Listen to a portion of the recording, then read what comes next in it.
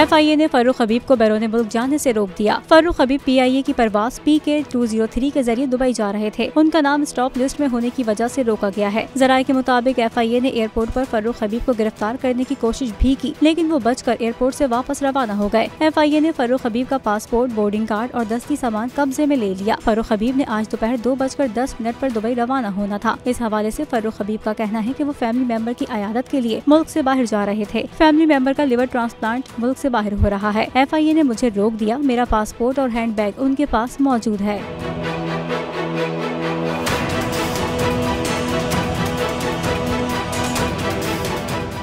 हवाए नफ्स की है हुक्मरानी, लुटेरा कर रहा है पासबानी। बोल न्यूज के मार्केटिंग हेड आकाश राम ताहाल लापता, तफ्तीशी इदारे जवाब देने से कासिर।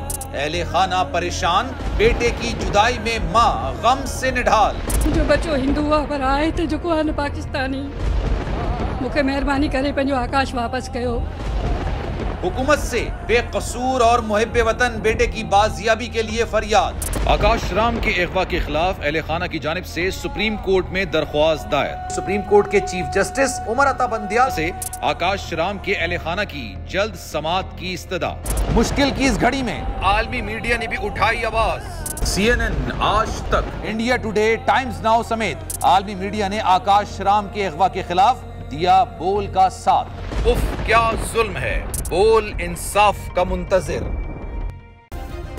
सब्सक्राइब करें और बेल दबाएं ताकि कोई खबर रह न जाए।